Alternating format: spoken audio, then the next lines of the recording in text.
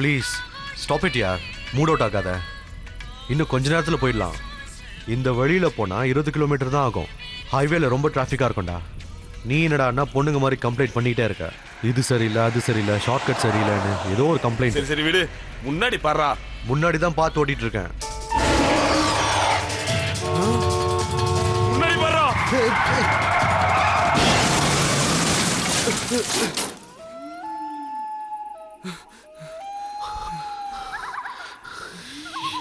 என்னமோ ஆச்சுடா.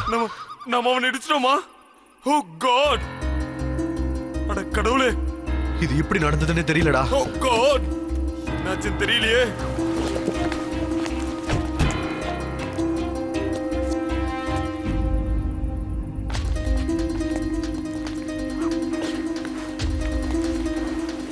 இங்க யாருமே இல்ல. நம்ம இடிச்சு கொண்டு வந்தா அந்த பாடி நிச்சயமா இங்கதான் இருந்திருக்கணும். ஆனா எங்க போச்சு? அங்க பாரு வண்டி. கார். இது அந்த ஆளோட காரா தான் இருக்கணும். அவரு நம்ம கிட்ட உதவி கேட்டு வந்திருக்காரு. அவரை நம்ம கொன்னுட்டோம். வா வா நம்ம போய் பார்க்கலாம்.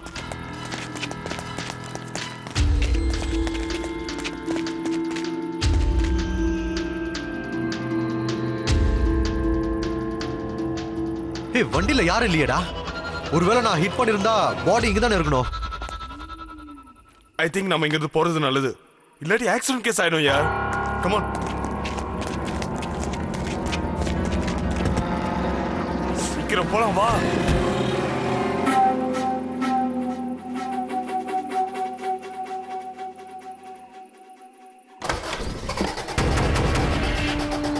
டேய், வண்டியில யாரும் இல்லையே. அங்க பாருடா, லைட் எரியுது. என்னடா லைட் எப்படி ஆன் ஆச்சு? ஏன் அந்த கார் நம்மள பார்த்தா வருது?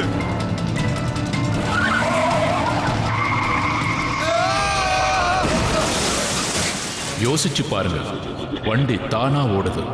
அத பூஜை பண்றாங்க. அதுக்கு உயிர் இருக்கிறதா நினைக்கிறாங்க. ஒரு லகாமே இல்லாத வண்டி போல இந்த வண்டி தானா ஸ்பீடா போய்கிட்டு இருக்கு. ரோட்ல வர்ற அப்பாவிங்களோட உயிரை எடுத்துருது. இதெல்லாம் மனப்பிரமையோ இல்ல கட்டுக்கதைங்களோ இல்ல, உண்மையான சம்பவங்கள். இதுக்கான ஆதாரம் இந்த மோட்டார் சைக்கிளோட கோவில். இது ஒரு ஓம்பனாவோட சமாதி.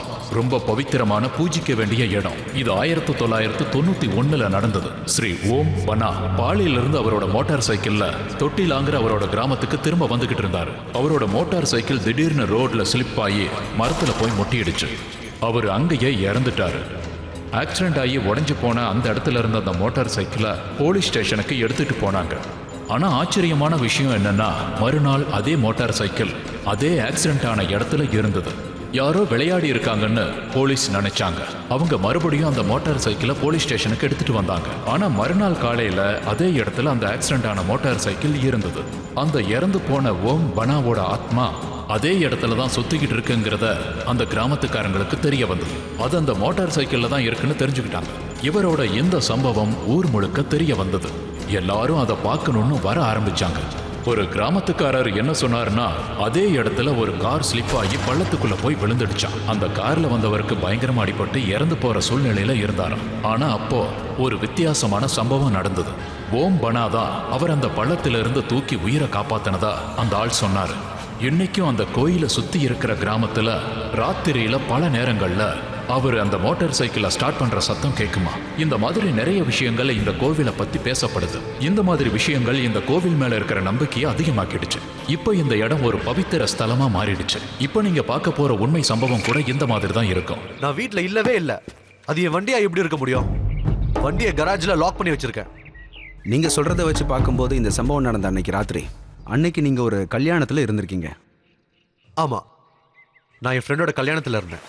என்னால நிரூபிக்க முடியும். என்ன நிறைய பேர் அன்னைக்கு அந்த இடத்துல என்ன பார்த்துருக்காங்க. நான் ராத்திரியில அங்கதான் இருந்தேன்.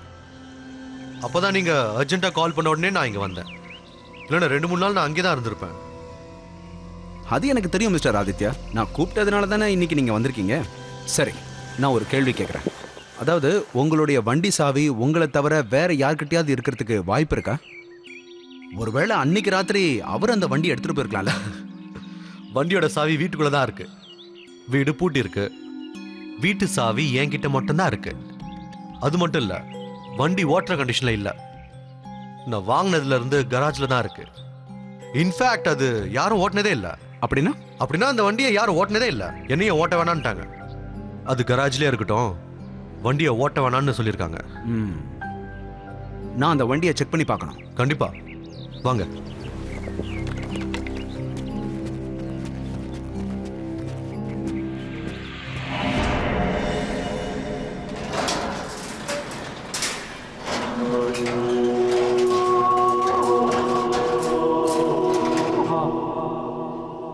வாங்க, இங்க பாத்தீங்களா?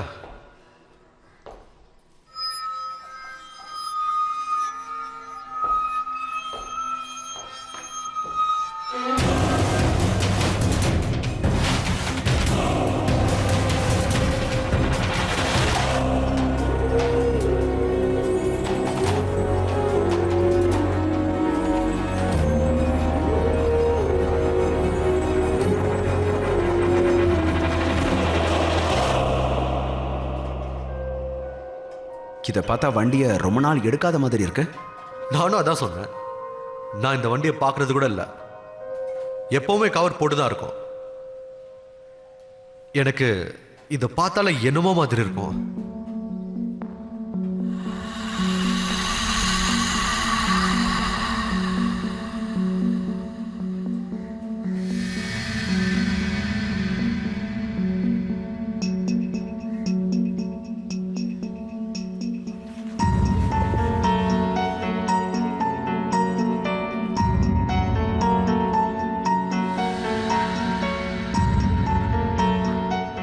அவ்வளவு தூரத்தில் ஏன் நிற்கிறீங்க? ஏன் டென்ஷனாக இருக்கீங்க? இது வெறும் கார் தான். இல்ல, அது இந்த வண்டி சரியில்லைன்னு எங்க அங்கிள் சொன்னாரு. இந்த வண்டி ஓட்டுனவங்க அழிவுக்கு இதுதான் காரணம்னு சொன்னாங்க. வேற ஏதாவது சொல்ல விரும்புறீங்களா? சொல்லுங்க. நிறைய முறை வண்டி தானா ஸ்டார்ட் ஆகுற சத்தம் கேட்கும். அது ஆக்சுவலா ஆக்சிலரேட்டர் அதிகமா யாரும் அழுத்தின மாதிரியே இருக்கும். இதெல்லாம் எப்படின்னு யோசிச்சேன். ஒரு வண்டி தானா அதுவாவே எப்படி ஸ்டார்ட் ஆகும்? அதான் இந்த வண்டியோட பக்கத்திலேயே நான் வரதில்லை.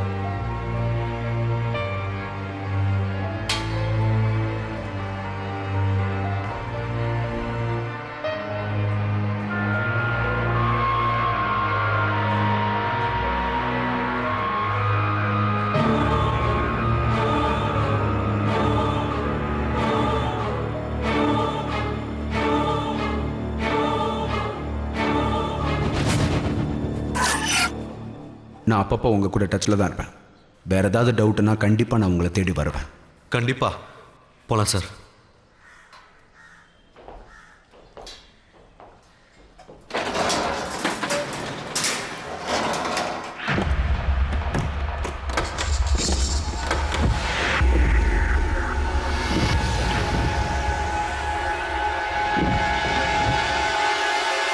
ஒரு கார் தானாகவே ஓடுது. என்னால் அதை நம்பவே முடியல. முட்டாளாக்குறாங்கன்னு நினச்சேன், ஏமாற்ற முயற்சி பண்ணுறாங்கன்னு நினச்சேன். ஆனால் உண்மை இவ்வளோ பயங்கரமாக இருக்குன்னு நான் கனவுல கூட நினச்சி பார்க்கல. எங்கள் செக்யூரிட்டி கேமராவில் ஒரு வித்தியாசமான காட்சி கேப்சர் ஆச்சு. பாருங்க ப்ளீஸ்.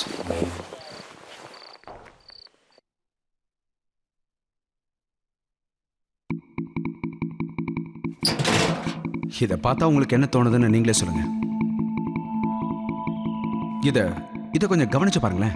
அதாவது இந்த பர்டிகுலர் ஃபுட்டேஜை நீங்க நல்லா ஜூம் பண்ணி பாஸ் பண்ணி கவனிச்சு பாருங்க.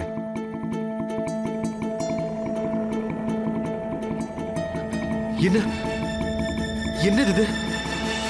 ஆக்சுவலாக நீங்கள் சொல்லும்போது நான் சுத்தமாக நம்பவே இல்லை. உங்கள் ஃப்ரெண்டு யார்கிட்டயாவது சாவியை கொடுத்து வண்டி எடுக்க வச்சிருப்பீங்கன்னு நினச்சேன். அவங்க தான் இந்த வண்டி ஆக்சிடென்ட் பண்ணியிருப்பாங்கன்னு தோணுச்சு. ஆனால் இந்த ஃபுட்டேஜை பார்த்ததுக்கப்புறம் இதில் ஏதோ ஒரு பிரச்சனை இருக்குங்கிறது தெரியுது. இந்த வீடியோவில் யாருமே இல்லையே. ஆனால் இதெல்லாம் எப்படி நடந்துச்சுன்னு நான் கண்டுபிடிக்க நினைக்கிறேன். எங்க அங்கிள் சொன்னார், இந்த கார் சரியில்லைன்னு சொன்னார். ஜிங்ஸ்னு என்ன வேணா இருக்கட்டும் சார், இனிமே இது யாரும் ஓட்டக்கூடாது. ஆனால் இந்த காரை பற்றி கண்டுபிடிச்சு தானே ஆகணும். அப்படியே நான் இந்த கேஸை க்ளோஸ் பண்ண முடியாதுல்ல? எனக்கு எப்பவுமே இந்த சூப்பர் நேச்சுரல் பேய் பூதம் இதில் எல்லாம் எனக்கு நம்பிக்கை இருந்ததே இல்லை. போலீஸ்காரனாச்சே, ஒவ்வொரு விஷயத்துக்கும் ஒவ்வொரு எக்ஸ்பிளனேஷன் இருக்கும். ஒரு குற்றம் நடந்தால் ஒரு குற்றவாளி கண்டிப்பாக இருக்கணும்.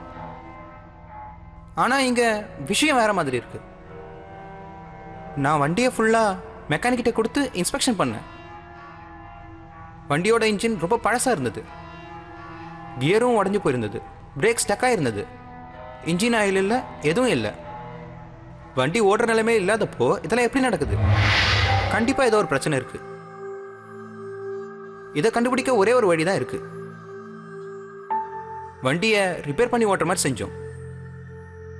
அந்த வண்டியை எடுத்துட்டு வெளியே போனேன் ஒரு பர்சனல் இன்ஸ்பெக்ஷனுக்காக.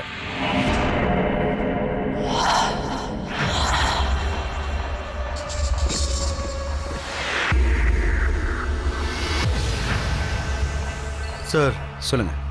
இப்படிலாம் பண்ணாதீங்க சார், ப்ளீஸ். அங்கிள் சொல்லியிருக்காரு, யார் இந்த வண்டி ஓட்டினாலும் கண்டிப்பா ஆபத்து இருக்குன்னு சொன்னாரு. நான் சொன்ன விஷயத்தை நீங்களே பார்த்துருக்கீங்க. இந்த வண்டி என்ன செய்யணும் உங்களுக்கே தெரியும். ஆனா இதை நான் செக் பண்ணி தான் ஆகணும். கொடுங்க, சாவியை கொடுங்க.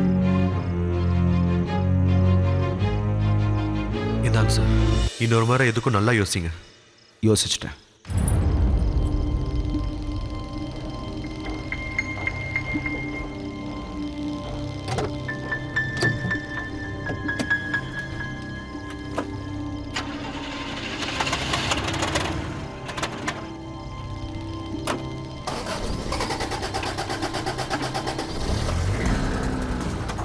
நீங்க பயப்படாதீங்க, இதை செக் பண்ணிட்டு காலையில் ரிட்டர்ன் பண்ணிடுறேன்.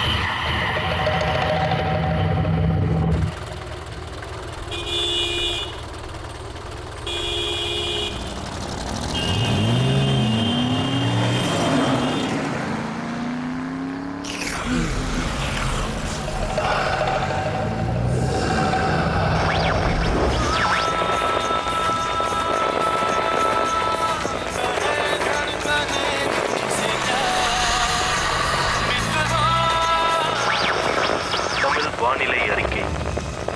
இன்று ஜவஹர்லால் நேரு அவர்கள் முதல் முறையாக அறிக்கை தாக்கல் செய்தார்.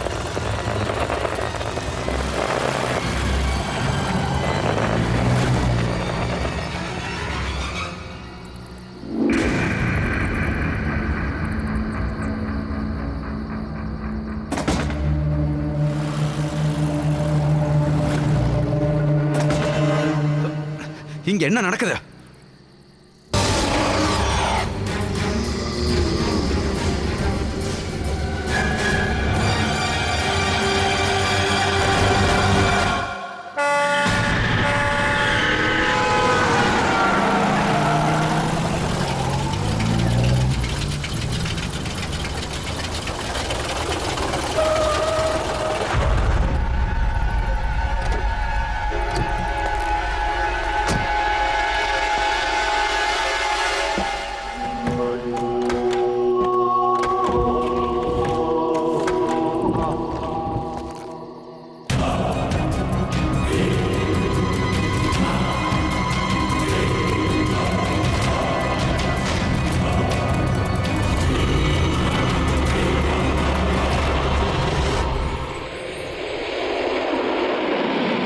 நான் ரொம்ப ஷாக் ஆயிட்டேன், ஆடி போயிட்டேன். நான் யாரோ ஒருத்தரை அந்த வண்டியில் நிச்சயமா பார்த்தேன், நல்லா தெளிவா தெரிஞ்சது. எப்படியாவது இதை கண்டுபிடிச்சே ஆகணும்னு முடிவு பண்ணேன். நான் அந்த வண்டியோட பேப்பர்ஸை பார்த்தபோது அது யாரோ ஆதித்யான்னு ஒருத்தருக்கு சொந்தமாக இருந்தது. நான் உடனே அந்த அட்ரஸுக்கு போய் இன்னும் இன்வெஸ்டிகேட் பண்ணலாம்னு நினச்சேன்.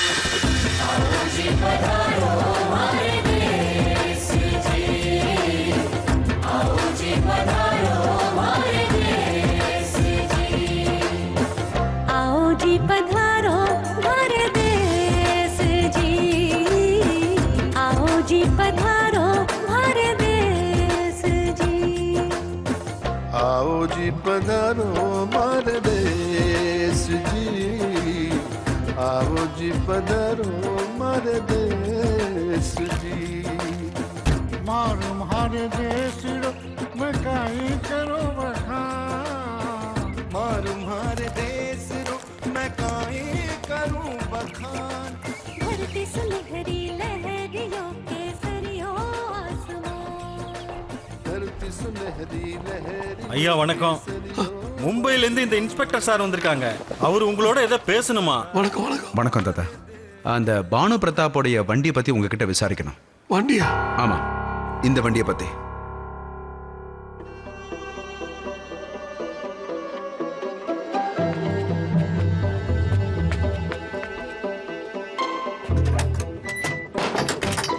தம்பி தம்பி என் கூட வாங்க வாங்க.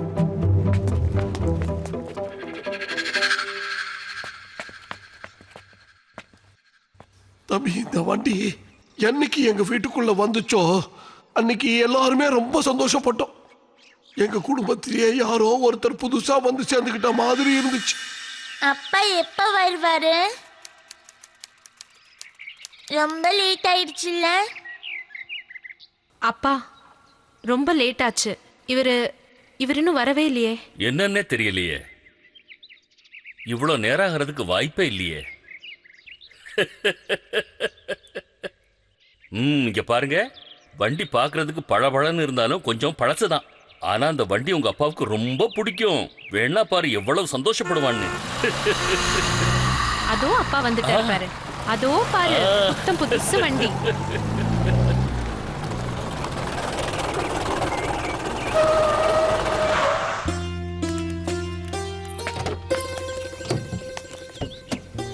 அப்பா வணக்கம்ப்பா. என்ன வண்டி நல்லா ஓடுது இல்லப்பா? ஆம்பா, ரொம்ப நல்லாவே ஓடுது. ஆனா எல்லாத்தையும் புதுசா மாத்த வேண்டி இருந்தது. இதுக்காக டவுன் ஃபுல்லா அலைஞ்சு எல்லாத்தையும் வாங்கினேன். கஷ்டமான வேலையா போயிடுச்சு. ஆனா வண்டி ஃபர்ஸ்ட் கிளாஸா ஓடுது.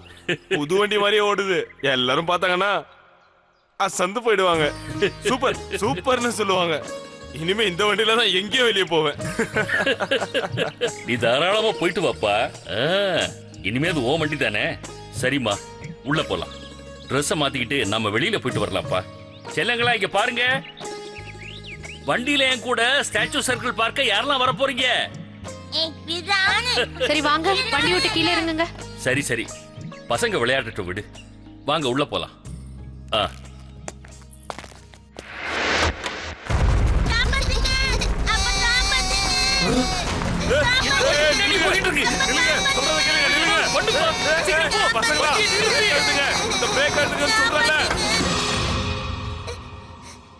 வாங்க கீழே இறங்குங்க. வா, இந்த வேலையை யார் பண்ணது? ஹேண்ட் பிரேக்கை யார் எடுத்தது? போய் பேசாதீங்க. உண்மையை சொல்லனா அடி விழும். இல்லனா உங்க யாரையும் ஸ்டாச்சு சர்க்கிளுக்கு கூட்டிட்டு போக மாட்டேன். உள்ள போங்க. கோவப்படாதப்பா, அமைதியாரு. எல்லாம் சரியாயிடும். ஏதும் ஆகல இல்ல மருமகளே. பசங்களை உள்ள கூட்டிட்டு போமா. சரிப்பா.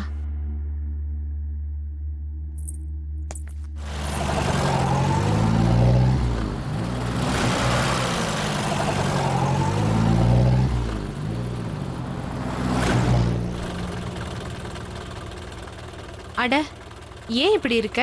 நேராவே உட்கார முடியலையா? இந்த வண்டி சரியில்லை. என்னது? இந்த வண்டி தானா போகுது. இந்த வண்டி தானா போகுதா? என்னப்பா? அதெல்லாம் ஒண்ணு இல்லப்பா. இந்த வண்டியோட பெருமை நீங்கெல்லாம் பெருசானதா உங்களுக்கே புரியும். ஒரு ராஜா டிராவல் பண்ற மாதிரி இருக்கும். இந்த மாதிரி கொஞ்சம் வண்டியை தான் தயார் பண்ணாங்களாம். அதுவும் இந்த காலத்துல இந்த மாதிரி வண்டிங்க எத்தனை இருக்குன்னே தெரியாது. இந்த வண்டி எப்பவுமே இப்படிதான். இதுல ராஜா உட்கார்ந்தாலும் சரி, டிரைவர் உட்கார்ந்தாலும் சரி, ராஜா மாதிரி தான் தெரிவாங்க. அப்படின்னாப்பா நானும் ஒன்னும் ராஜாவோட குறைஞ்சவன் கிடையாது. அதுவும் கரெக்ட் தான்.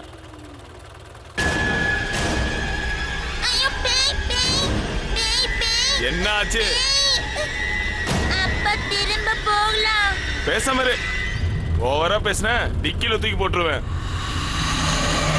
மருமகளே, பசங்களை அப்படியே தூங்க வச்சிருமா. சரிப்பா.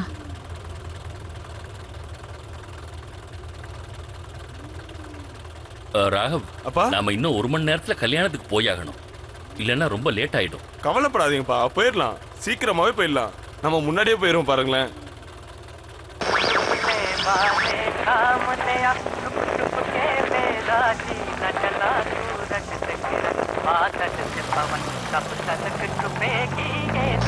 தரங்களுக்கு மன்னிக்கும். ஒரு முக்கிய தகவல். கல்யாணத்துக்கு போற வழியில ஒரு வண்டி ஆக்சிடென்ட் ஆயிடுச்சு. அந்த வண்டியில இருந்த எல்லாருக்கும் பலத்த காயங்கள் அடைஞ்சிருக்கிறதா தகவல் கிடைச்சிருக்கு. அந்த வண்டியில இருந்தவங்க ஜெய்ப்பூர்ல இருந்து எங்கேயோ போயிட்டு இருந்திருக்காங்க. வண்டி ஓட்டுனவரோட பெயர் ராகவ் பிரதாப் சிங்னு தெரிய வந்திருக்கு. இது என்னப்பா தகவல்? அப்பா அப்ப ஏதோ தப்பு நடந்திருக்குன்னு நினைக்கிறேன். இந்த ரேடியோல ஏதோ பேரு தப்பா சொல்றாங்க.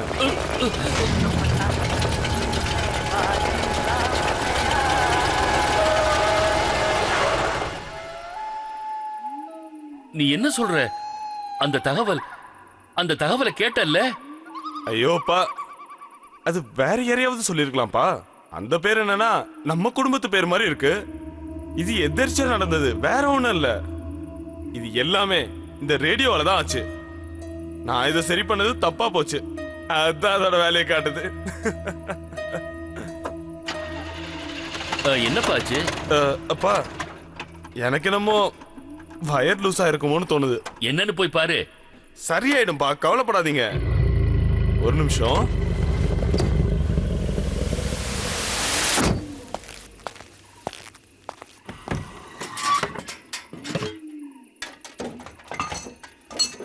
சீக்கிரமா போய் சேர்ந்துடலாம். வண்டி கொஞ்ச நேரத்துல சரியாயிடும். சரியா?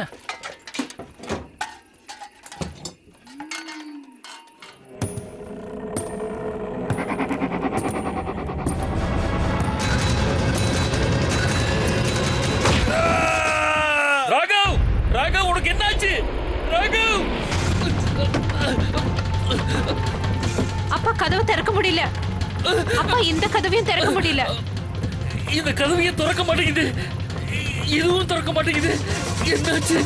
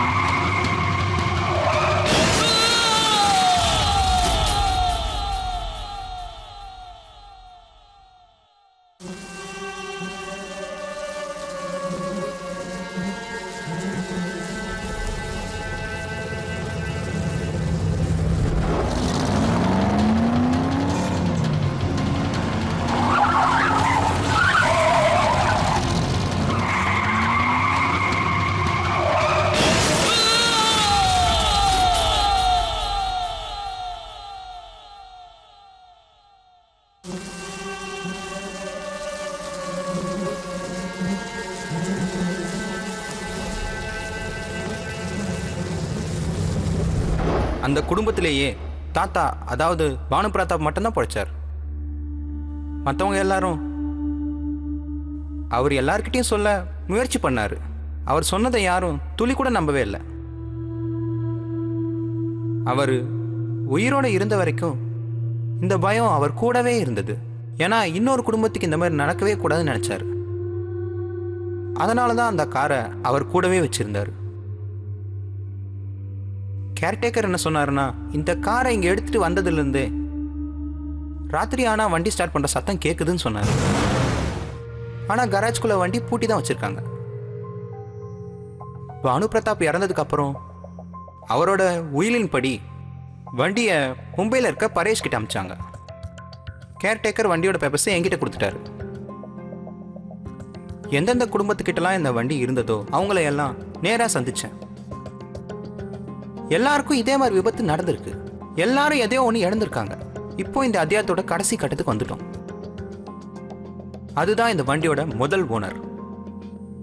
இந்த வண்டியை வாங்கின முதல் குடும்பம் எதுனா ஜோத்பூரை சேர்ந்த சிசோடியா குடும்பம். அவங்கள சந்திக்க நான் அங்கே போனேன்.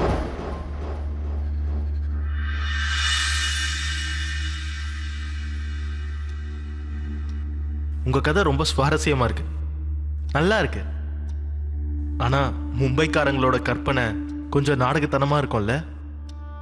அதனால உங்க கதையை நம்பணுங்கிறது கொஞ்சம் கஷ்டமா தான் இருக்கு. சரி, உங்களுக்கு என்ன உதவி செய்யணும் சொல்லுங்க. ஒத்துக்கிறேன் குமார் சார், எனக்கும் நம்புறதுக்கு கொஞ்சம் கஷ்டமா தான் இருந்துச்சு. ஆனா நான் என் கண்ணால தெள்ள தெளிவா பார்த்தேன். அந்த வண்டி செய்யற சேட்டையெல்லாம் பார்த்தேன். எவ்வளோ கேசஸ்ல எத்தனை பேரை இந்த கார் அழிச்சிருக்குன்னு உங்களுக்கு தெரியுமா? நிறைய பேர் உயிரிழந்திருக்காங்கிறது தெரியுமா?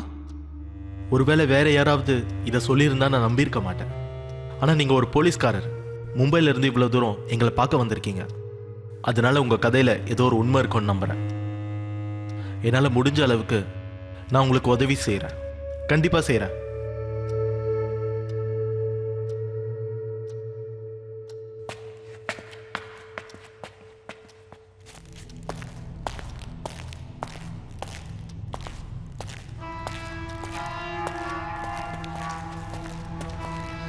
ஐயா வணக்கம் ஐயா. ஐயா உங்களுக்கும் வணக்கம் ஐயா. வணக்கம். வந்து உட்காருங்க. அந்த காலத்துல வேலை செஞ்ச பல வேலைக்காரங்கள்ல இவர் ஒருத்தர் தான் உயிரோட இருக்காரு. இவரோட குடும்பம் பல வருஷங்களா எங்க ராஜா வம்சத்துக்கு சேவை பண்ணிருக்கு, இன்னைக்கும் பண்ணிட்டு இருக்காங்க. வணக்கம் ஐயா. வணக்கம். இங்க பாருங்க, இவர் தான் சித்தார்த், இன்ஸ்பெக்டர் சித்தார்த். மும்பைல இருந்து வந்திருக்காரு. உங்ககிட்ட ஏதோ கேள்வி கேட்கணுமா? இதை பாருங்களேன். இந்த போட்டோ உங்களுக்கு அடையாளம் தெரியுதா?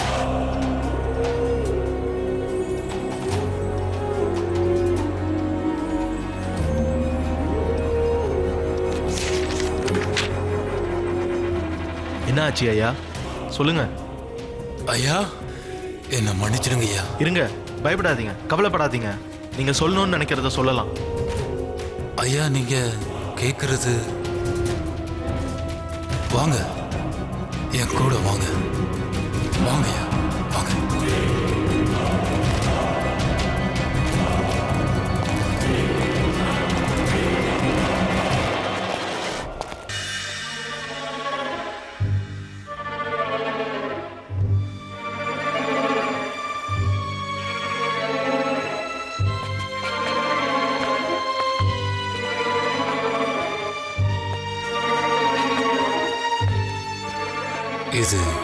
இதுதான் எங்க முதலாளியோடைய படம். அவர் பேரு உதய். அவருடைய இந்த வண்டிய பாத்துக்கிறது, சுத்தப்படுத்துற வேலையெல்லாம் நான் தான் செய்வேன். எங்க முதலாளிக்கு இந்த வண்டியில போறதுன்னா ரொம்பவே சந்தோஷப்படுவாரு.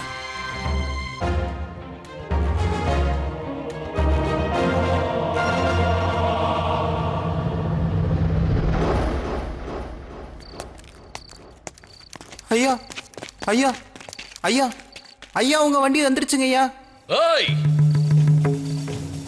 இந்த மாதிரி கத்தி பேசுற வேலை வச்சுக்காத.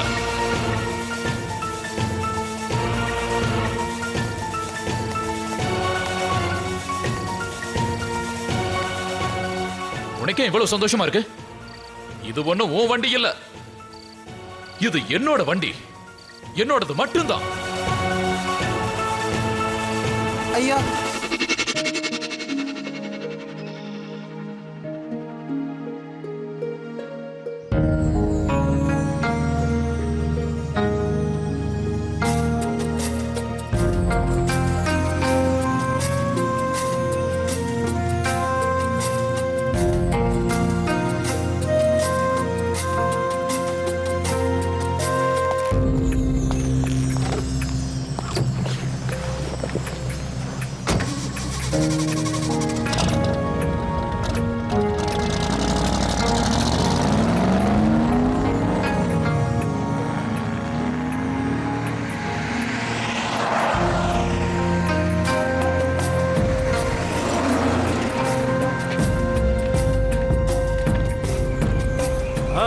பரவாயில்ல, அப்படியே கொடு. சரி சரி, இந்த வாங்கிக்கோ. ஜமீன்தார் வரியா? எந்த ஊருக்கியா ஜமீன்? மெதுவா பேசியா, இந்த ஊர் ஜமீன்தாரு.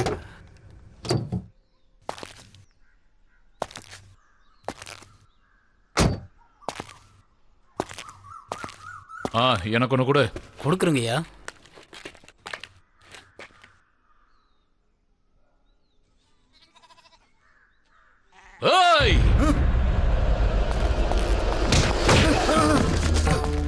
எவ்வளவு அவ்வளவு தைரியம் இருந்தா நீ வண்டியை தொடுவ. இனிமே இந்த வண்டி பக்கம் கூட உன்னை பார்க்க கூடாது. இந்த வண்டியோட தூசியை தொட கூட உனக்கு உரிமை கிடையாது.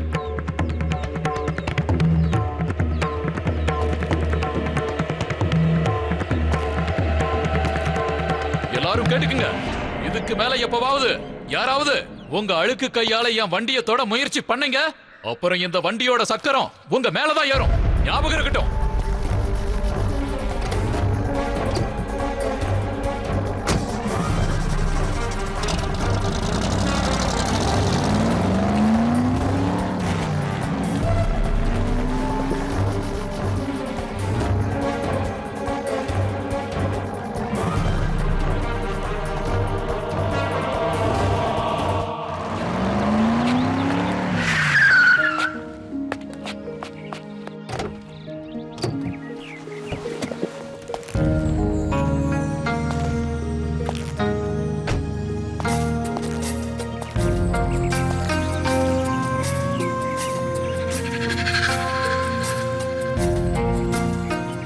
வண்டியை உடனே தொடச்சு வை. சரிங்க ஐயா. நான் இதை எடுத்துக்கிட்டு உடனே பாலி கிராமத்துக்கு போய் ஆகணும்.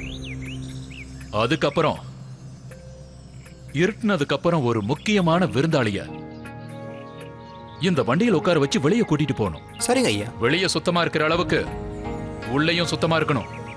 புரிஞ்சுதா? சரிங்க ஐயா. எங்கேயாவது அழுக்கு தெரிஞ்சது உன்னை நான் உண்டுலன்னு பண்ணிடுவேன். ஜாக்கிரதை. சரிங்க ஐயா. இன்னும் ஏன் மூஞ்சிய பார்த்துட்டு இருக்க? சீக்கிரம் வேலையை பாரு.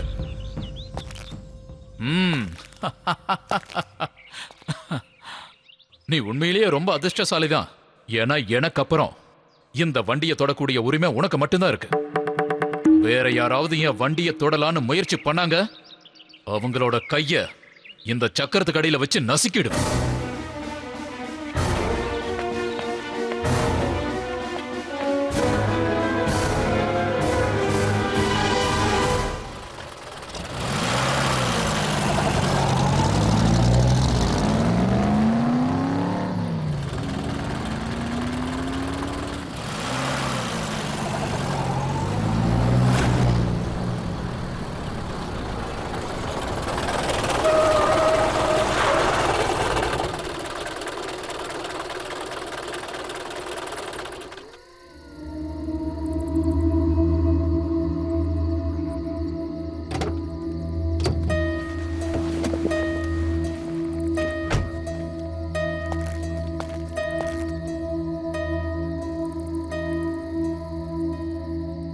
வழியில யார் இந்த மாதிரி கல்ல வச்சது?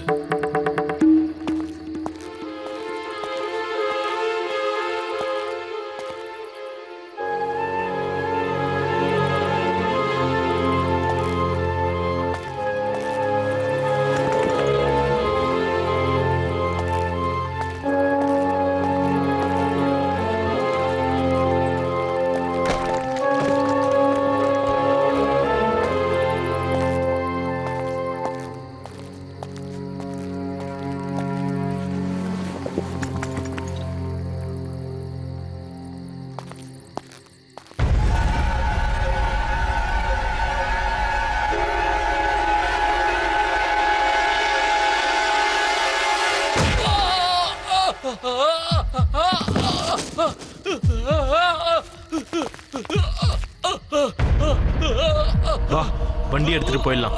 சரி.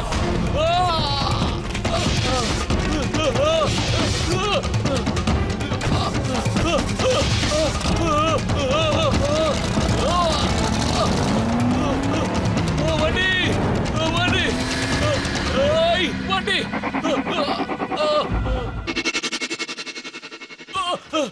கதவு தரங்க, கதவு தரங்க, கதவு தரங்க, கதவு தரங்க. ஐயா ஐயா ஐயா ஐயா, உங்களுக்கு என்னாச்சு? சீக்கிரம் போய் அவங்கள புடி. ஐயா, உங்க நெத்தியில அடிபட்டு ரத்தமா வருது. முதல்ல நான் போய் மருந்து எடுத்துட்டு வரேன். அதுக்கெல்லாம் இப்ப நமக்கு நேரம் இல்ல. அவங்க எல்லாரும் ஓடி போயிருவாங்க. ஆனா ஐயா, போ, அவங்கள போய் கூட்டிட்டு வா சீக்கிரம்.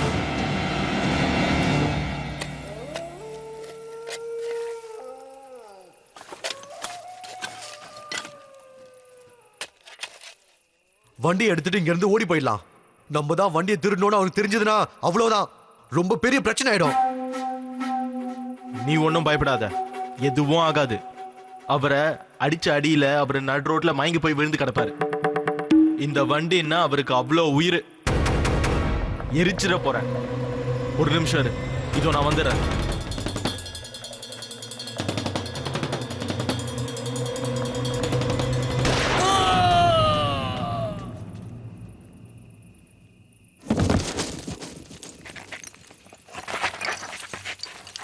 பீமா,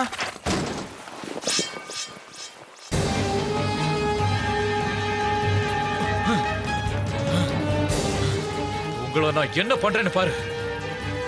குந்தா, சொல்லுங்க ஐயா. சீக்கிரம் போய் யாரையாவது கூட்டிட்டு வா. சீக்கிரம். சரிங்க. என் வண்டியை வா தொடறீங்க. என்ன அடிச்சிட்டு என் வண்டியை திருடிட்டு போகணும்னு நினைக்கிறியா? உன்னை நான் சும்மாவே விட மாட்டேன். நீ என்ன நினைச்ச? கட்டையால் அடிச்சா நான் செத்துருவனா என்ன? பண்ணிட்டேன். என்னோட வண்டியை யார் தொட்டாலும் ஒரு வழி பண்ணியே தீர்வு. பண்ண மாட்டேன். அப்படி பார்த்து மத்தவங்க எல்லாரும் பயப்படணும். இனிமே பண்ண மாட்டேன். இந்த ஊரை விட்டு போயிடுறேன். விட்டுடுங்க ஐயா, விட்டுடுங்க ஐயா.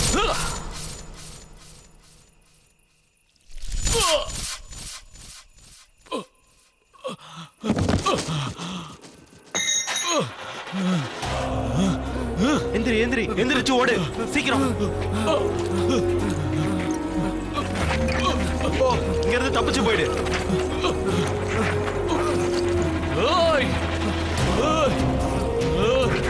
நில்லுங்கடா.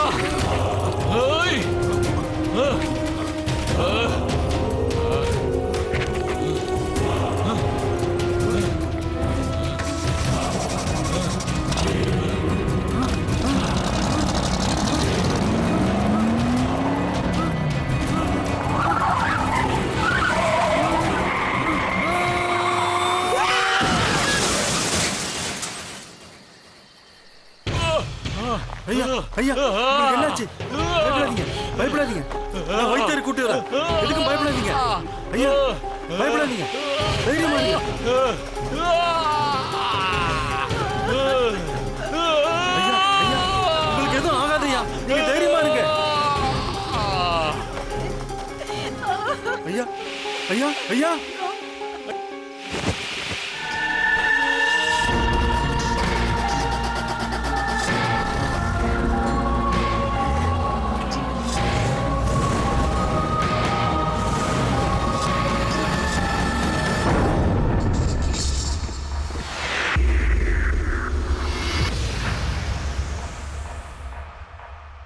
தான் பையன் இழந்த சோகத்தில் எங்க ராஜா ரொம்ப துக்கத்தில் இருந்தார்.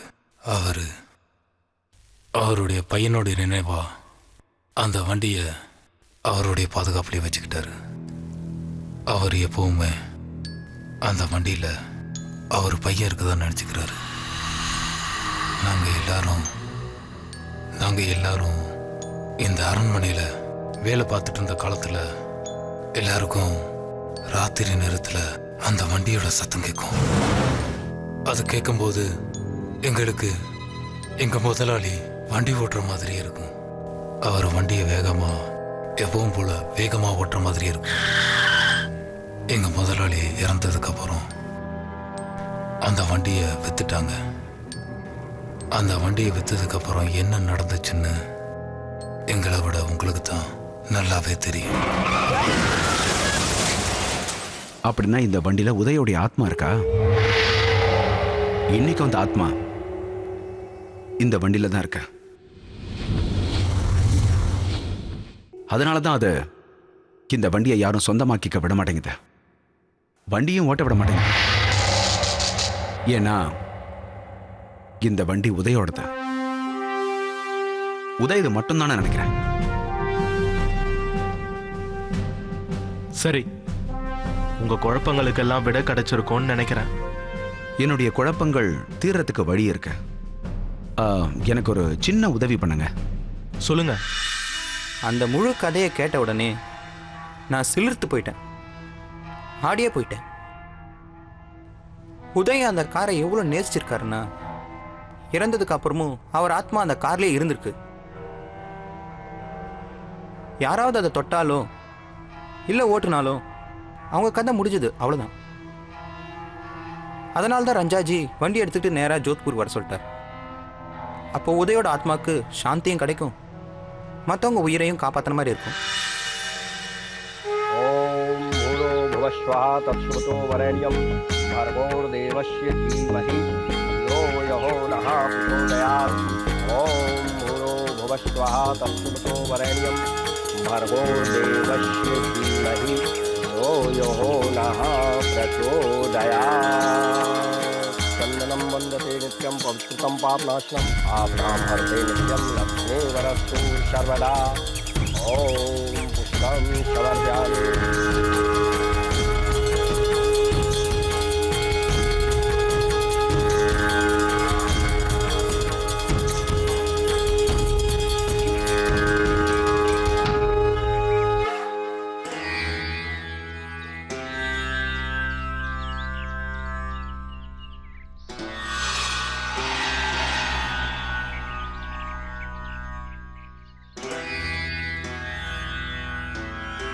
இந்த வாகனத்துக்கு நாம் ஒரு கோயிலை கட்டி ஆகணும். அதுக்கு ஆளுங்க தயாரா இருக்காங்க. அதுக்கப்புறம் இந்த வாகனத்தை யாராலும் தொட முடியாது, எல்லாரும் பாதுகாப்பா இருப்பாங்க. அதுக்கப்புறம் இந்த வாகனத்தால யாருக்கும் எந்த ஒரு இழப்பும் ஏற்படாது. இந்த வண்டி எங்க சுசோதயா ராஜவம்சத்தோட ப்ராப்பர்ட்டி. என்ன கேட்டா இது இங்கேயே எங்ககிட்டயே இருக்கணும்னு நினைக்கிறேன். அப்பதான் உதய் சாரோட ஆத்மாக்கு சாந்தி கிடைக்கும். இனிமேல் அவரை இந்த வண்டியை விட்டு பிரிக்கவே முடியாது. Thank you very much Siddharth. Thank you. போலாமா? ஓம் சாந்தி.